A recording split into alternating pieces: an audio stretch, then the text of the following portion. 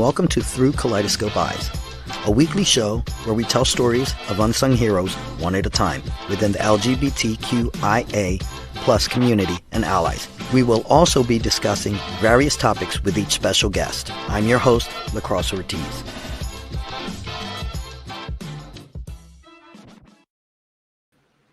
Hey everybody, and welcome to Through Kaleidoscope Eyes. I'm your host, Lacrosse Ortiz. And this week, I'm bringing a very special dear friend of mine, which I'm going to read this out because, honestly, words don't justify this human being. One of Lancaster County's unsung heroes will be on this episode, okay? His name is Bryan Duquin. Working as an EMT and volunteering as a firefighter for over 15 years, currently an assistant fire chief of a busy volunteer fire department in Lancaster County, being able to teach new fire and EMS personnel regularly and skills to make them successful. Speaking at national conferences for various emergency services about industry, best practices, and the emergency service, fire and EMS. This is beautiful. I love what he wrote.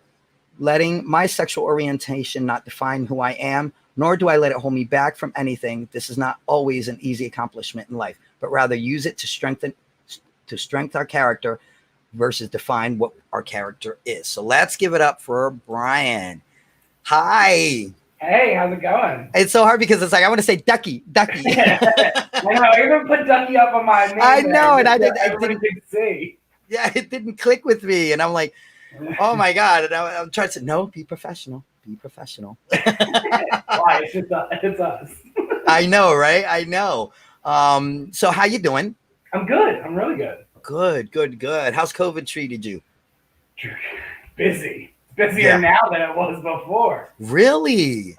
Absolutely. We're busy with work, my full-time job. We're doing all kinds of online training and virtual conferences all the time. It's crazy. Are you working from home or you're? Working from home. So I've been home since March of last year, so over a year. So we're going to start traveling again. Hopefully the end of September, we're going to start hitting the road again and meeting with clients and doing in-person classes. Oh, that'll be a relief. Getting some type of normalcy back. Yes. It feels like, I don't know. Feels kind of like we were in timeout. No, I was definitely in timeout. Oh, look, here we got my Ducky. There she goes. Oh, there's my baby. Oh, we love you too. Ducky. Oh, good evening, Sandy. She's great. She's always here at all the shows. She's very supportive. Thank you, Sandy, for coming. Yeah, thank you. That's awesome. Ma loves you too. So let's get started. How do you identify and what are your pronouns? So it's he and him. So I identify as a gay male. Okay. So, what was childhood like? Tell me about that. It was a lot of fun. So I actually grew up in Buffalo, New York, and I grew up in a very, very close family. So all of my aunts, uncles, and cousins on my mom's side of the family lived within like a 5-block radius of each other growing up. Wow. Like it was insane. I loved it. You literally couldn't do anything bad and not know, like the family not know. Like I would literally come home, my mom would be like, I know what you did. I'm like, yeah. Oh man. Yeah, exactly. Like everybody, it was such a close neighborhood and close friends and family. Like it was awesome. But even as a young kid, like I knew, but I didn't know. I was still like, it wasn't something common in my family. Like nobody else in my family had been out as gay or anything. So like I kind of knew, but I didn't know. It was still trying to figure that out. And growing up, I went to a Catholic church. I was an altar boy. I was heavily involved in my community even growing up. So yeah, it was weird. Like, and that's why I say like it doesn't define me because I have really known since I was such a young kid. But look at all the stuff that I did. And I went to a Catholic school when Catholic faith was completely against homosexuality. Right. That was, you didn't even speak of that word when I went to school. That was 20 years ago, and it, it's only now that it's come out as acceptable in any way, shape, or form. Right. So, that was hard.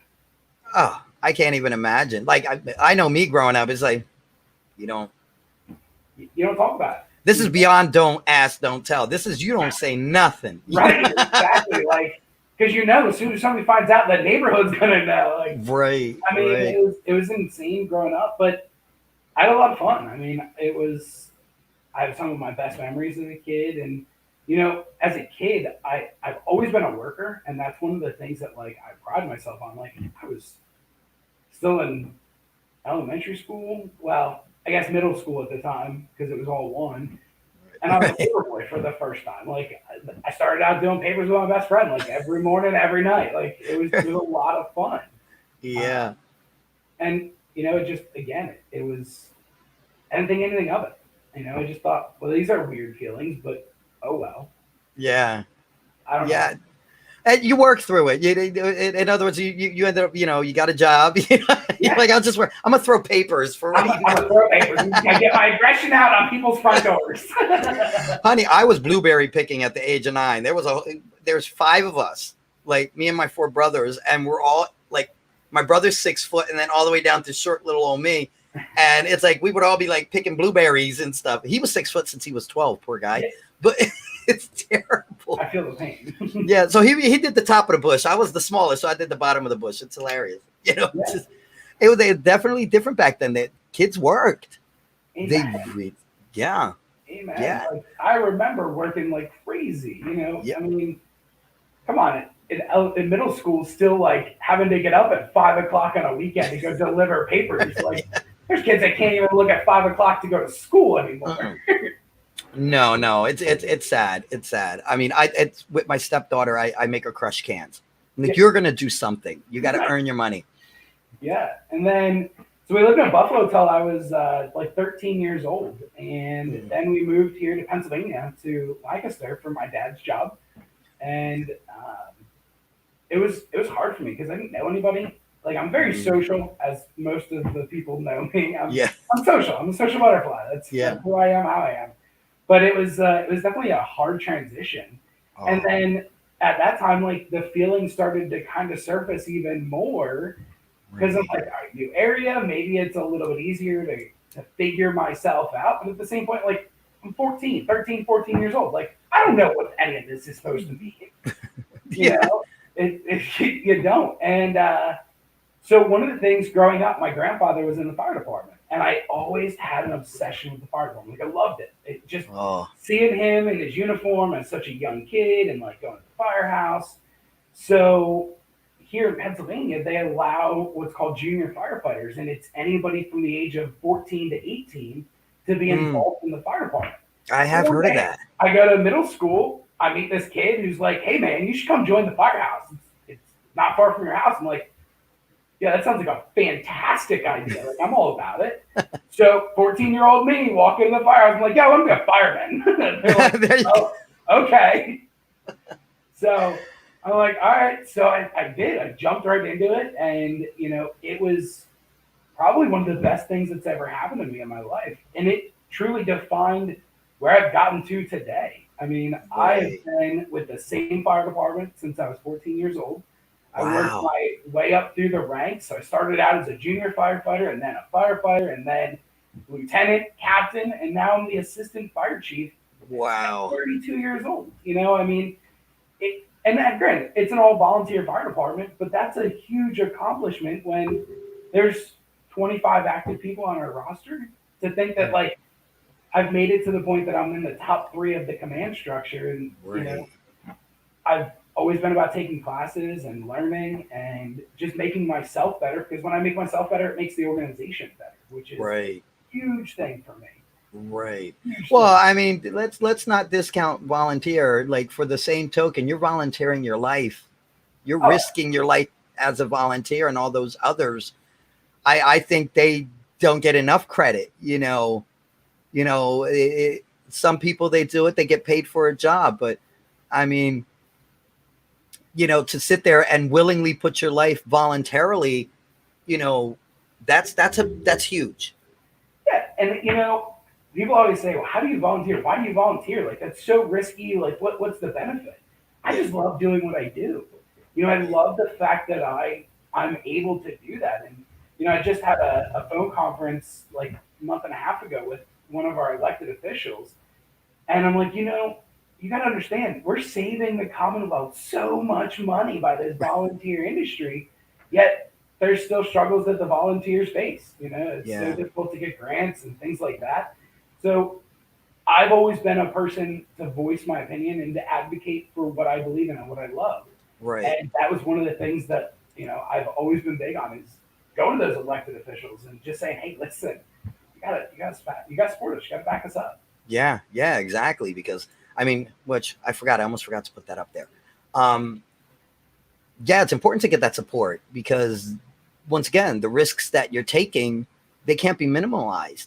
Minimalized. Yes, that's how you say it.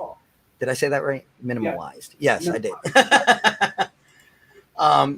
So I think that, but also maybe a lot more exposure. Maybe hopefully this will get some exposure out there for people to realize, help your fire departments, man, and your EMS, man. Some of them, they're really putting their lives out there, and they definitely need a lot of credit and help and support.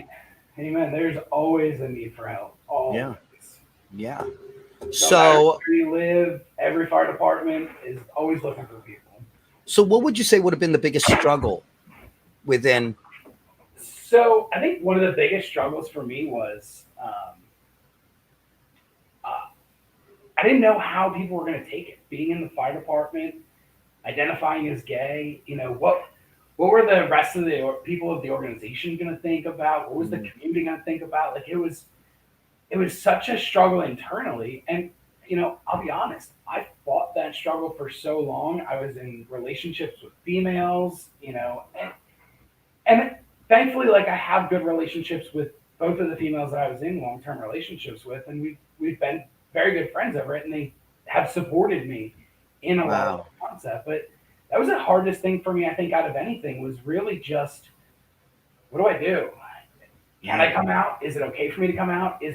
Am I still going to get the respect that I've earned at this point? Because until I really decided to just finally admit it, I was 19 years old, and at that point, I had a number of years in the fire department. I was with the same place since I was 14. So it was one of those things of, well, they know who I am. They've literally watched me grow up. Right. Are they going to support this? Like, am I going to lose all of these people that I have built such a strong relationship with and friendship? Right. Because you do. They have your back. Like, you go to burning buildings together. You do bad calls together. So they 100% have my back. So are they going to support this? Are they going to back me up on this? Are they going to be okay with it? Like, what are they going to think? And finally, I just said, enough's enough. I got to be happy. I got to be me. I've got to live the life that I want to live. And I can't let me identifying as gay drive any aspect of my life because it doesn't define who I am. It is absolutely not. And that's one of the reasons why I put that statement in there, because it doesn't. We can utilize that to help build our character and to help drive us, but we can't let it define who we are or what we want to do in life. Right. Go for your dreams, go for your goals, achieve all of that stuff because you can. Anything you put your mind to, you can so easily achieve with the right dedication and effort and work behind it. Absolutely. I definitely agree with that 100%. That speaks volumes.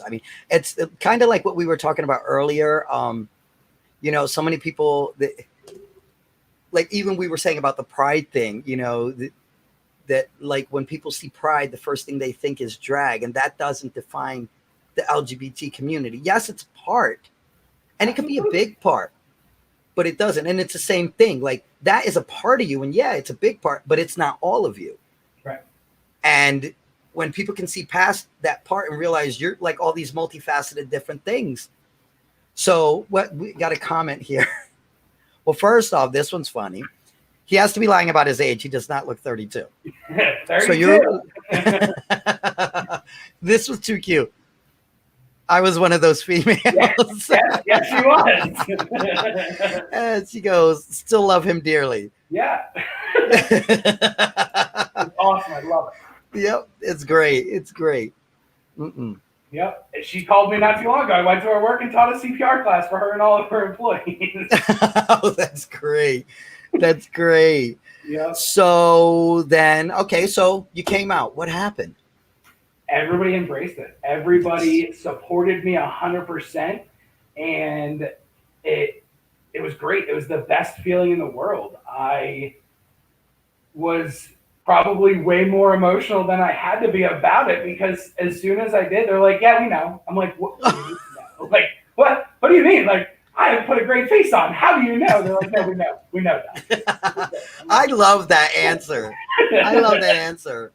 I know. That's like, I was doing so well at hiding it and putting a face on.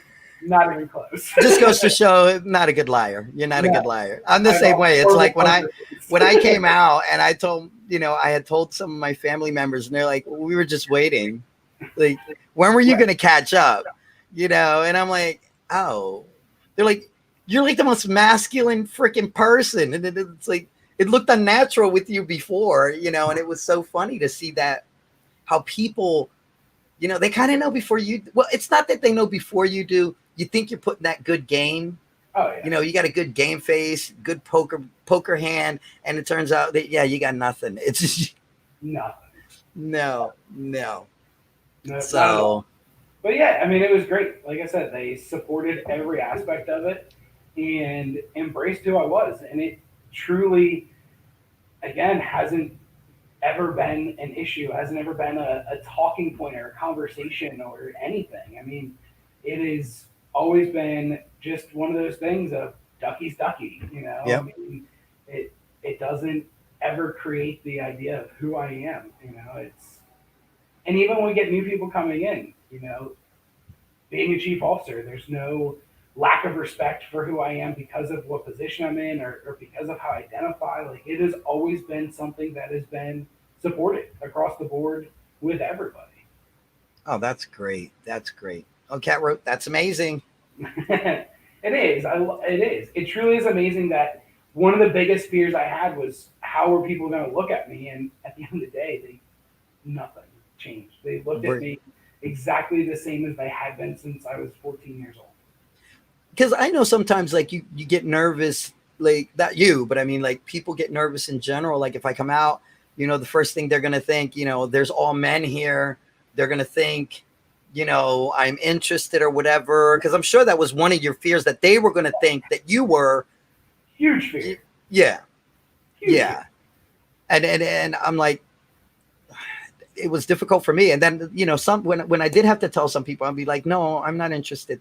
Sorry, you're not my type. And then they got mad at me. That's my running joke. I'm like, you're not my type. I'm sorry. You're too much. Yeah, exactly. I'm not into you. I'm sorry. Pass. That's a hard negative. Exactly. No, that's too funny. That is too funny. So, so you came out to the guys at work. Like, how did family take it? Supportive. My family has been so supportive. Amazing. My mom and I are best friends. It didn't change anything. And it was a fear. Like, I didn't know how my family was going to take it. I didn't know what they were going to support or not support. All of my cousins know, all my aunts and uncles know, and nobody has ever let it paint the picture of who I am. I mean, we don't even talk about it. I mean, right. It's one of those things that we don't need to talk about it, because they're okay 100% with whatever I choose in life or whoever I choose in life. Right. I mean, I'm not afraid to bring a guy around my family. I'm not afraid to bring a guy around my friends. Like, it's me. It's who I am, and I'm okay with that. And they support me and love me unconditionally for that. That's amazing. That's amazing. If all families could be like that, that would be great. It'd be a whole different world. I don't know how it would react if it wasn't that way. I mean, I could tell you, I am so close to my family, and family is such a huge part of my life, and it always will be. I mean, my mother is wholeheartedly my best friend. I will, hands down, I will always admit that. She drives me crazy, but I love her to death. Like, she's my mother, and she's my best friend. I mean, we can we can talk about anything and everything. It's literally. I can be like, Mom, I just want to have some amazing sex. And she's like, Jesus Christ, I can't with you. Stop it. Like, he doesn't care. Like like it's just such an open, great relationship. So I honestly don't know what I would do if she wasn't supportive. Like my heart goes out for the people that don't have that support system because I can't imagine. I know the fear that I had going into it. So yeah, that it didn't go that way, and I had support and embracing. I feel so bad for those people that don't have that support and that connection. But the biggest thing I can offer to people that do have that fear is you're not going to know unless you know. Yeah. And I couldn't imagine not having that support, but understandably, there is just as much support in the community Right. as there is within a family. Exactly. And there's a lot of mom and dads out there. Pride is all about. Yes, exactly. That's what pride is about. Pride is about giving people that opportunity to feel comfortable about who they are, what they want, and for the people that support the community to come out and show their support for the community. Exactly. That's the definition of pride. That is what every aspect of pride should be looked at and embraced.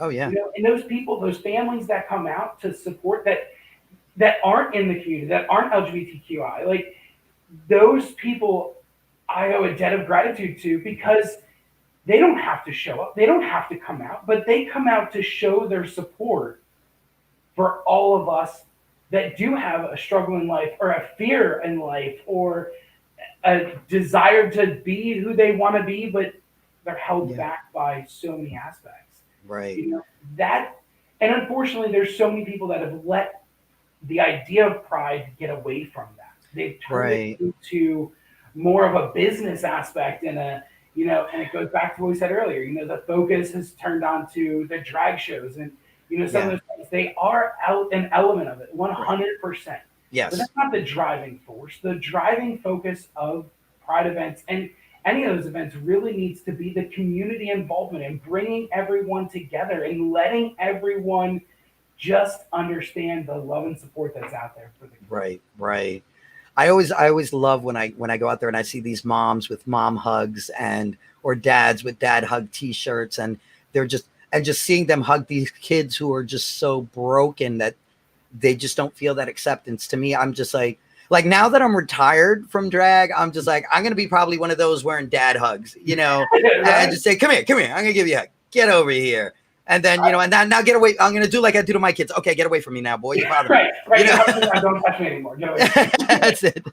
I mean, and my mom is that lady. Like she is, anytime there's a movement or a support or something, my mom's like, let's go. I'm like, Mom, I don't have time to go. She's like, all right, well, I'm going to go. I'm like, don't go. You're frail and brittle and I can't get hurt. Like, stop. She's like, no, I want to go. I want to show that I support my son and the rest of the community. And to me, like, I couldn't ask for anything more. Oh, that screams volumes. That's amazing. I'm so happy for you. I'm so happy because, I mean, sadly, we hear a lot of the sad stories. And sometimes it's a breath of fresh air to be able to hear the good stories and the positive, that it's not always something bad. Sometimes it's something good. So absolutely. And unfortunately, it's just one of those fears that you just have to trial. You got to do trial and error. You're not going to know unless you know, but you can't hide it. You can't hide behind the mask forever. Every good superhero and every good villain eventually shows their face. And that's the same way we need to envision it is at some point you've got to show your face because if they don't support you, there's still other people that are going to support you. Right. And that's an important message for anybody that's struggling with, do they come out or don't they come out? There is people out there that are going to support you. And you should never feel like you're not going to get love and support. You may not know the person you're going to get love and support from, but there is so many different movements and projects and initiatives out there and community action groups that are designed to be that family that maybe you don't have to support you. Right. And I also noticed in the same token, there are emotions, there are feelings, and the fear of coming out. You can't shortchange other people because you don't know the response. And, I've even heard stories where the kid couldn't deal with it anymore, and they ended their life, and the parent never even knew. Right. They're like, I would have accepted it. I would have been totally fine with it, but I didn't know. And it's so sad to see that. So also in the same token, you don't know what the response is going to be. And you could end up with the most supportive and loving parent, because imagine if you wouldn't have came out, maybe you coming out only just made that bond even stronger with your mother. I think it did. I really think that it did make it stronger. I think that because I didn't hide the struggle and the fear that I had in telling her. Like, I was very open and honest that the fact that I was scared shitless. I didn't know. I didn't know how she was going to react. And my mom was already my best friend. So if I lose my best friend and then I have to face the world that I'm gay all at the same time, like, how am I going to deal with that? How do I manage that? Like, right. That's a lot to take on at one time. And like I said, I just can't be thankful enough that she embraced it, and it made our friendship all that much stronger. Oh yeah. Oh, absolutely. Absolutely. I can't fathom. But me on the parent end, like my daughter, like she's my best friend, so, and I can't fathom my life without my baby girl, and which I call it, but they're all my baby girls. I got so many kids, but without her, it's like, but she was such a support for me, and just in being my child, and then vice versa, because she's in the LGBT community as well. And yeah, we're the best of friends. But in our case, it's reversed. I think I torment her more than she torments me. Wow, that's impressive. Yeah, it is. Although, I think my mother probably torments me more now at this point in my life. I always say live long enough to be a tormentor to your children. So, Amen to that. Yep. Oh, this is cute. Cat wrote, I love your mom and I haven't even met her. She'll love you too. She loves everyone. My mother adopts every one of my friends. That's the best. That's the best. All right. Well, we're going to take a quick break because it's commercial time. So we're going to take a quick break and we'll be right back after this. As soon as I press the damn button, come on, Lacrosse, get with the program. Oh, yeah. Life just got sweeter now that WLFE-DB has merchandise. Show your support by purchasing your t-shirts for WLFE, Paratalk Radio, Inside the Drag Closet, and more. But it doesn't stop there. T-shirts, coffee mugs, tanks, buttons, cloth bags, and more. Go to WLFE-DB.com. On the top bar, click on the merchandise tab and bam, there you go. You got merch. Support the shows. WLFE-DB.com. WLFE Digital Broadcast Network is on TV. You can watch all of our shows on WLFE-DB.com. Check out our channels. Paranormal View for all of your paranormal type shows. LGBTQ Friends for all of our LGBTQ shows. Variety Unlimited for all other shows. It runs 24/7 right on WLFE-DB.com. You'll even catch the lives, all in one place. Never miss an episode, past or future. WLFE-DB.com, where our shows are your shows. Search for your favorite shows like Where's My Sage, Inside the Drag Closet, Across the Pond, Everything Yet Nothing, Paratalk Radio, Step into the Paranormal, The Creepy Parlor, Just Cindy, and more. Now you won't miss an episode. Remember, follow Facebook Live and YouTube Live. Make sure you subscribe and follow your favorite WLFE-DB radio shows. You can find our shows where you listen to your favorite podcasts, like Spotify, Amazon Music, iHeartRadio, and more. WLFE-DB Radio is looking for podcasts to join our family. You don't have to fit any strict genre. We're a plethora of shows. If you're looking to jump on a growing network, Then contact us at wlfedbradio@gmail.com. Wow, Amazon Music just got a whole lot better. Your favorite shows from WLFE-DB Radio can now be found there. Yes, we are on Amazon Music, found under podcasts. Download the app, find podcasts, and search all of your favorite shows. Shows like Where's My Sage, Across the Pond, Everything Yet Nothing, Skeptical Help Bar, The Creepy Parlor, Just Cindy, and much more. Now you don't have to miss an episode ever. Amazon Music is WLFE-DB Radiofied.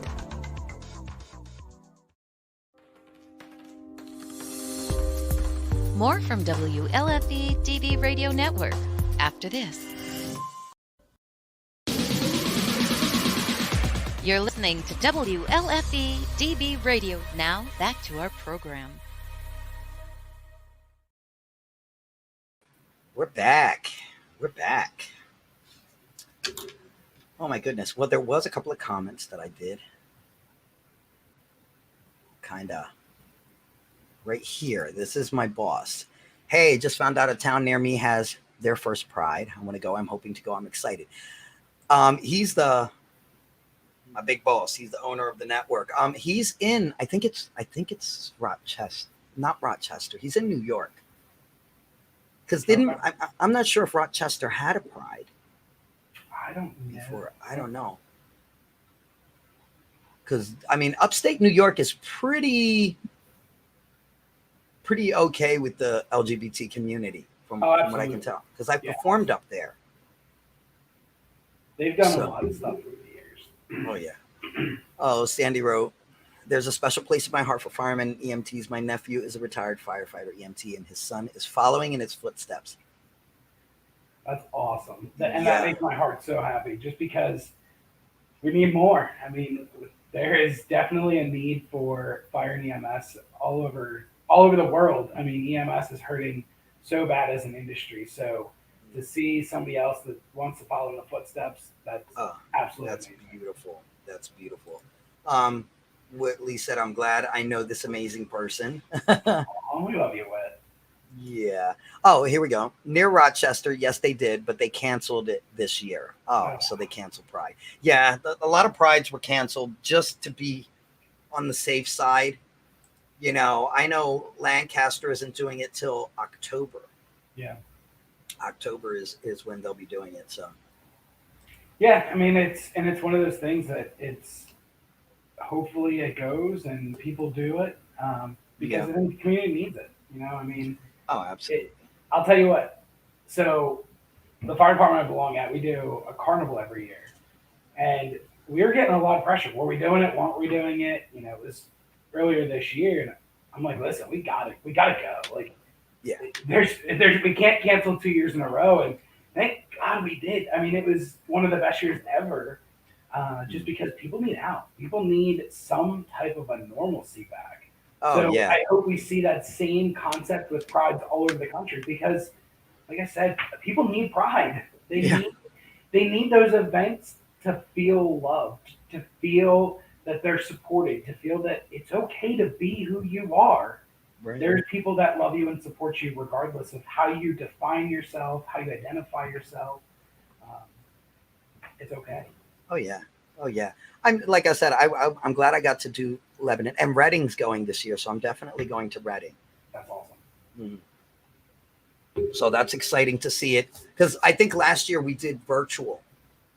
Yeah, and it's great because it was still happening, but it's not the same. It's not the same as seeing those moms and dads with the hug me, it's okay, and walking up and physically hugging them, like having your flag and just waving it and just. You know, walking down being proud, street, just strutting your stuff and just being happy with who you are and embracing who you are. Like it's, you know, everybody thinks it's the one time that they can be honest about who they are. It's not. It's just the one time that, you know, everybody supports it and embraces it and wants to see it. Right. But don't ever let it stop you from embracing who you are. Be who you are. Love who you are. Because at the end of the day, you have to love yourself before anybody else can provide you with the love that you need. Right, exactly. And and that's probably, like I said, it may be cliche, but it is so factual and it is so true. You have to come to terms. It's constantly working with yourself, loving yourself enough to work with yourself, and loving yourself to the point.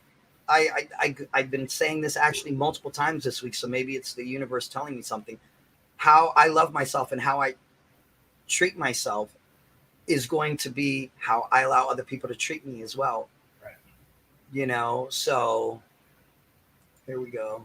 Kat said, yes, I've always loved Pride. Went as an ally for many, many years. Yep. Until she married a trans man. Always been an ally. She's, it could be a kitten and she's an ally. She's just everybody's ally. Okay. She loves everybody and everything. God love her. Yeah. All right, Teddy, I'm going to have to take a look. It's the 17th of July? Let me know. I mean, even though who has to drive? I miss my partner in crime for Pride. We've made some memories. Oh, yes, we have. We have memories between that and Drag Idol and, Lord. Lots of memories. I met you, I think the first Drag Idol is when I met you. I think that was 7 years ago. That was when I was a baby king coming out. And I was this little beanpole of a king with his little fake goatee. Yes. Yeah. Oh, doing my little merengue. I was thinking I was the shit. The funny thing is, so I tell you this, there was a queen that for the longest time thought that I was a straight guy on the judging panel. I could see that. I could warmed my heart so much. I was like, I'm glad you thought so, but no, I am far from. Yep. No. And I think that would probably make it more intimidating. Here's this straight guy, just judging me. What does he know about being gay and in this lifestyle, Right. No. I bet that fucking there I went with the F words. I bet that, basically, made her feel a lot better when she realized that you weren't. She was like, oh, thank goodness. Right. Yeah. No, absolutely. And it's one of those things that a personality. Like, I'm very outgoing, but I don't wear it on my shirt. I don't wear it on my sleeve. I don't let identifying as being gay. I identify who I am. It's not going to drive my personality. It's never been something that I let drive my personality. And understandably, if there's people that do let that as their voice and use that to identify how they are and characterize who they are, then that's okay as well. There's nothing wrong with that. Right. You can certainly use that persona to identify who you are and be your voice. And to those people, I commend you, because I think that's harder than not using your voice and, or using your voice rather and identifying that way. That becomes a struggle. And I've never had to go down that road. If people ask, I am more than happy. Like, yeah, no, I'm pretty gay. I'm actually really gay. It's okay. Like, there's I don't have a problem with that. Right. I mean, I'll never forget. I had in one of my classes, so I do a lot of teaching for fire and EMS programs, and I was teaching an EMT class. This was a number of years ago, and one of my students thought that they were being ignorant and thought they were being rude, and they're like, "You're so gay." I'm like, "I am. I don't. What do you mean? I am. It's not a thing. Like, I really am." They're like, "What? No, you're not." I'm like, "No, I am. It's a thing." And they were trying to be ignorant, and really, it was one of those things. It was a great opportunity for a teaching moment. I'm like, your words can certainly hurt you, because this is a prime case of, you thought you were being funny, you thought you were being rude, and look at where you are. Now we have to have an adult conversation. Right. And I have to now treat you like a child in an adult learning environment. Right. It's mind-blowing that here we are in 2021 and people still think that it's acceptable to use that gay term as a slanderous word to try to dig on people or to make it an assuming concept. Yeah. And it is sad because it's like, it's so funny because it's like we were getting progressive, and then it goes back. It's like you take a step forward, you fall back one, you'll take 4, then maybe one more back. It's like we're still moving forward, but it's still a lot of work. It's still a lot of work to educate people and to tell people, what, this is not okay. This is not cool. You can't be using these terms because they're offensive, Right. And and then it's so funny because like even in our community, like we'll talk to each other and we'll use some of these terms. So and they're like, well, you use it. Well, I guess it's no different than like using some terms when you're a person of color. Unless you're there, you don't get that okay card. If that makes any sense, you don't get that okay card to say it. I mean, we shouldn't say it at all. And hopefully we'll get to honestly, the point. like we are our own worst enemy in an aspect as a community, because you're right, we do. And I'll be the first one to tell you, I'm guilty of it. I've done it before. I mean, and I think we are our own worst enemy in that aspect because we shouldn't acknowledge it to be acceptable within the community as our own community, Right. but then be offended when somebody that's not in the community tries to use it as a slanderous term. Well, we just said it, so why is it okay? Like, it's not. Right. And that's one of the things that, and I've been trying to be more mindful over that of the years as well, because I don't want somebody to use that offensively. Now, understandably, I have thick skin, so you're not going to offend me. You can call me gay all day long. You can use the F word. It's not going to bother me. Like, you can call me whatever you want. Just don't call me late for dinner. Right, exactly. Because I'm hungry. Yeah, like exactly. I mean, it's one of those things that, we have to stop being our own worst enemy in that aspect and stop acknowledging it to be okay and within the community, because it's not okay. It doesn't matter who's using the terminology. Right. The terminology is a derogatory terminology, so stop using it as that. Yep, absolutely. And it's and I think it takes time because we are. I mean, people are really changing their mindsets, including us. We're trying to change. Yeah, and we're trying to change our mindset, of course, for the better. But it'll take time. It'll take time. And like a term that I don't hear a lot today, which I hate using it, is fag, but I don't hear it anymore. Like I barely ever hear that term. No, and you're right. Same here. Like it's one of those terms that it died out.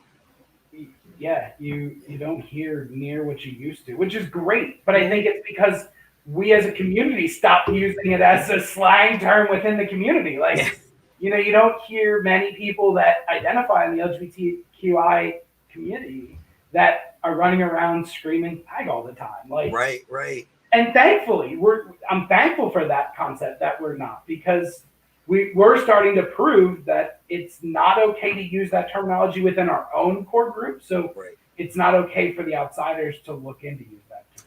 I genuinely can tell you the last time I heard that term was about 5 years, when the Pulse, that was about 5 years since Pulse. Yeah. And I remember we were protesting, and I remember at some point I was going home and somebody threw a can at me and called me a fag. Yeah, I remember standing outside of the Tally Ho with Kirsten writing Orlando on the sidewalk, and people drove by and would scream fag as they were driving down the block. Yeah. So it's better, which I'm so sad about the Tally Ho. I mean, I'm so sad they had to close, but that's sad. But shout out to the Tally Ho. You gave a lot of good years, and amen. I definitely want to give a shout out to that. A lot of good years, a lot of good memories. Lots of good memories. I remember birthdays that I wasn't able to walk, let alone. I remember not remembering anything that happened. I think there was more times that I left the Tally Ho, picking up the phone the next morning and going, what the hell happened? Right? What did I do? What did I do? Whitley, what did I do? They didn't catch it on camera, did they? Oh, gosh. I remember those times. A lot of good times. Absolutely. Yep. So let's talk about your triumphs. Let's talk about some of your triumphs. So the just where biggest I things am you're today. proud of. You know, that I am so proud of where I am today. You know, I have worked really hard in the career that I love. You know, I've always wanted to be in the fire department, and one of the things I learned early on is I like to teach. Like I love teaching. I'm a people person, so it allows me to just be sociable and me all the time. Right. But I enjoy what I do, so I've worked so hard to that, and now I work for one of the leading insurance companies in the nation that insures fire departments and EMS organizations. And my job is to go out and do education in risk reduction so that Wow. they benefit because of the education that I provide them with. They learn how to do things with a little bit different mindset and a little bit safer to reduce claims, reduce incidents, you know, things like that. Right. So I never thought I would be there. You know, I mean, I literally just made my travel arrangements for September. I'm going to Nevada. I'm going to Reno, Nevada for a week, and I'm Wow. presenting at an international conference that's gonna have people from all over the world in this conference to learn about some of the different programs that we're doing. And to me, like I, I love that. I love the fact that I am now at this point in my life that I can go and present these programs all over the country. I mean, I literally just did a virtual class last week, and I had students from Canada in this class because we have clients in Canada. So to make those connections with people that literally are all over the world is amazing. And Wow. even today, teaching through, you know, I teach through community colleges here in South Central Pennsylvania, and I deal with students all the time. I mean, in May, I graduated 73 students in EMT programs from three different EMT programs. Wow. And I literally just ran into one of my students today on a crash that just graduated, that's already working and on the ambulance. And I got to see them in their glory after I taught them and kind of helped guide them. Because I tell people all the time, I don't teach people. I give people the tools that they need to put in the toolbox, and it's up to them to maintain those tools and to decide what they want to do with those tools. So, and I don't do it. I have a great team of instructional staff that teach right alongside of me. So it's never an I game. Like I am very much a team player in that aspect, and I want my team to be recognized for that concept. And I worked really hard to build the team that I have. But when I get to show up on a fire engine and I look out and there's a student of mine sitting on the ambulance treating a patient, like that is one of the most rewarding feelings in the world, because I had an integral part of that person now being on the street, saving a life, taking care of a sick kid, taking care of a sick parent or grandparent. Like they're the people, and I tell students this all the time, you're the people that are going to take care of my family if something happens. You're the people that are going to take care of me if something happens. And then even further than that, Ducky's not going to be here forever. Ducky's not going to be teaching forever. So they're the people that are going to take my shoes when I'm ready to retire and step back. Wow. And that's a huge thing for me is, you know, I want those people to be ready to be just like I am in the aspect of the different viewpoint. You know, teaching is such a unique opportunity, and we're not teaching, you know. I am truly just giving you the tools to put in your toolbox. I am there to make sure that you're not going to hurt somebody. You know, I tell my students all the time, I'm here to teach you how to make sure you know what you're doing when you're the last thing standing between a person and a gravesite. Yeah. You know, it is. You know, I mean, that they truly could be that last deciding factor whether somebody has a fighting chance or not. And I mean, at the end of the day, you know, religion aside, you know, everybody has a time, you know, and there's only so much that EMS can do. You know, we're not miracle workers, but in the same token, they have all of the tools to try to be successful. Right. You know, and that's a huge thing for me. And that's one of the things I'm most proud of is the opportunity that I have been able to teach so many of our providers across South Central Pennsylvania. Mm-hmm. You know, literally I have service providers that when they see an application come across the table, where did you graduate from? Such and such a program. Who was your instructor? Bryan Duquin. All right, you're hired. Like, Yeah. I have that good of a rapport with so many Wow. different service agencies, and they know that I'm hard on my students. I am. I'm the Catholic nun that ran around with the ruler. Like, You got the ruler. Students. But at the end of the day, again, they're the fighting chance that people need at times. So I'm gonna be hard, and Right. I have truly lived my life to be that person, to be the one that is going to give you every tool that you possibly need to be successful. Because at the end of the day, if you're successful, I did my job right, which means Right. I'm successful. Right. 100%. 100%. And when people think about a legacy that they leave behind, I mean, think about that. That is your legacy that you're going to be leaving behind. And that can go for multiple generations, even from ones that aren't even here. When you think of that guy could be an EMS or a firefighter, and they're out there and they're saving lives, and that's inspiring their child. You're going into another generation, that's huge. Yeah. You're a grandpa and you don't even know it. Right. Exactly. Here, God, I'm old, all right, but I'm not that old. You're like, wait a minute. Nobody's calling me Pappy, all right? It's not a thing yet. No, I'm not ready for that. I'm not ready to transition from Ducky to Pappy yet. Not yet. I'm not ready for that. That's like 40 years down the road, maybe. There you go. 100%. 100%. Well, I wanted to share this picture that you gave to me. That is such an iconic, beautiful picture. Like, I love that.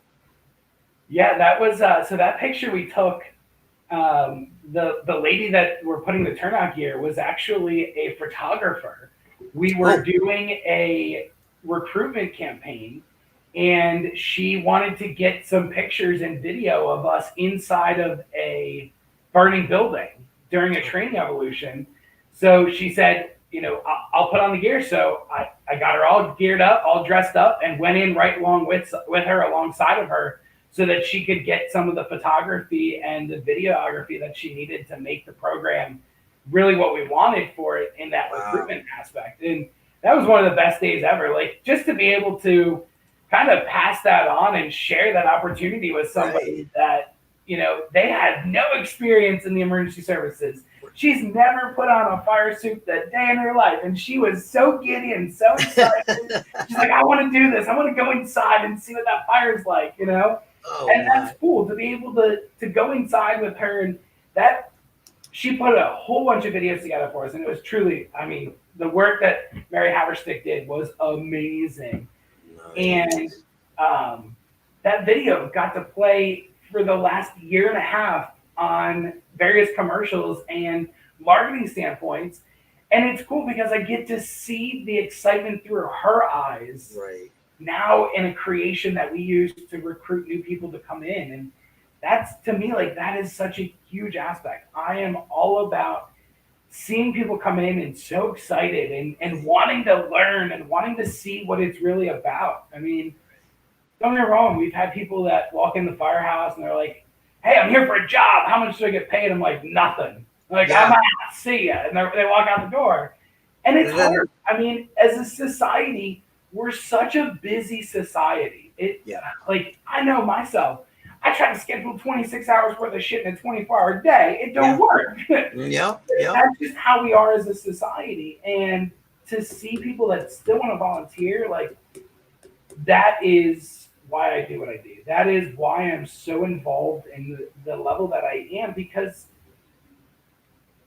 we need people. And to see people that have that same level of excitement, it warms my heart. It makes me feel so good. Again, who I identify as hasn't defined any of that. It hasn't driven any of that. Exactly. I don't let that hold any of that back. And that's, to me, like, that's what makes me me. The fact that I'm open, I'm happy, I'm honest, I'm loving. Those are all the characteristics of me, not how I identify, not what my pronouns are, I mean, and they are, don't get me wrong. We're in a society that's important that we embrace those concepts, but not define us. Absolutely, 100%. 100%. That means volumes. Okay, I got a stupid question, and don't laugh at me. No. All that gear is heavy as shit, isn't it? It is. So when you put all of that turnaround gear, it's anywhere from 80 to 120 pounds. Oh my God, that's almost as much as I weigh. Exactly. Yeah, it's a little hot when you go inside a fire. So I think so. It traps all your body heat in, and it gets a little toasty. I can't even handle like yesterday. You saw how hot it was yesterday. I'm like, I'm dying. It's hot. I'm the same way. Like I walked outside, I was like, "Whoa, this is fucking stupid. Who does this? Turn the fucking heat off." I know. Right. I'm gonna complain to management. I want the AC on. This is bullshit. Yeah, so that's what I was thinking, because I'm looking at the picture and like I don't have air conditioning in the room that I'm in right now. Now it's not bad now, but like I'm looking at that and I'm like, I feel the heat starting to permeate. Yeah, and I'm thinking, I bet you that suit is heavy and hot.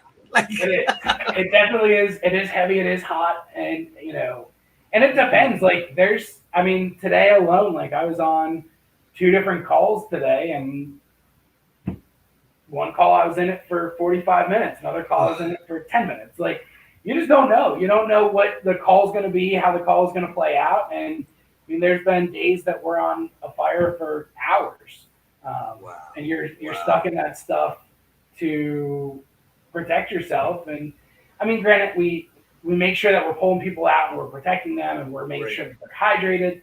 But even still, you're in there working 20, 25 minutes. You're exhausted. It's so much stress on the body, and it's hard. It's hard work, and that's one of the reasons why this year I really took a hard look at myself personally. I've always been a bigger kid. I've always been overweight, but I finally said enough's enough. I gotta go to the gym. I want to lose this weight. Because I don't want to die in a fire. Like right. But when you go in and it's hot and you got that turnout gear, you want to die. Like it's hot. So yeah, I'm in hell. I'm sorry, God, for everything I did. I know what hell is like. I've been there and back 100 times. Oh my goodness. Well, I'm going to go through the rest of these comments real quick because we're at the end of our show. This went quick. Agreed. I remember when I was in middle school, we're segueing back. Yeah. Saying that's so gay was a big thing. My aunt is gay, and she would call people out and ask them to please not say it while working at Blockbuster. Yeah, Blockbuster, and you know that's a while ago. Oh, ain't none of that. I haven't heard of Blockbuster in like 20 years. Right. My sister always said when something is silly or weird, that's gay. She's I love her. He goes, and she's bi. That is like literally just saying what we were saying earlier. When we're in the community, so we think, okay, we say it and it's okay. We think it's acceptable. We think it's okay. I can't count how many times he's walked in the room where I'm at and said, "Hey, old B, I'm here." Oh, he goes, "Not New York. We hear it all the time." And then it's a cultural thing. Yeah. I could barely pick up my nephew's turnout gear. It is heavy. Thank you. Yeah. It's got some weight. Yep. And great show. Thank you. Thank you, Teddy, for coming. So, yeah, we are at the end of our show. I can't thank you enough for coming and doing this with me. Volumes. It really was. Well, I haven't seen you since freaking Drag Idol. And I'm like, no, we've seen each other at Whitley's Park. That's right. We did. But that was, that was too long. And truly, like, I didn't even feel like it was an hour. Like, I can't believe an hour went by already. Yeah, that fast. So thank you again. I love you. Thank you, everybody who came and supported the show and watched. And we will see all of you. I will see you next week. Who's my next guest? Real quick while I'm on. Get my other handy dandy notebook. I have everything in my notebooks. Oh no! Next week it's with Tamara Pay. Sorry, Whitley. I thought I told Whitley hers was next week, and my bad. It's Tamara Pay next week. So you'll be the weekend of the 5th or the week of the 15th, Whitley. All right. Richard, damn my name. Whitley. All right. I won't say Richard. Ma. All right. So once again, thank you, everybody. And I will see you guys next week. So you guys have a good night. See you, everybody. Thank you. Bye. Oh, let me get the right thing. Here I go, struggling with this again.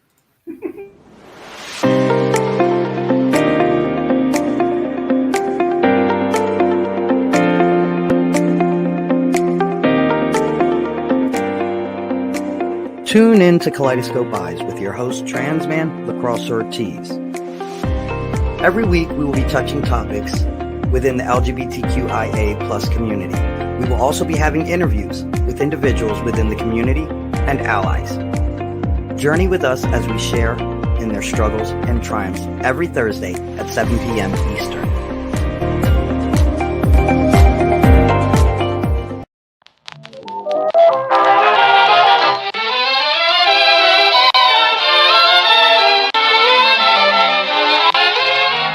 Thanks so much for tuning into this week's episode on Through Kaleidoscope Eyes. I sure do hope you enjoyed it. If you have any questions, feel free to reach out. If you haven't done so, make sure to subscribe to the show. See you next week.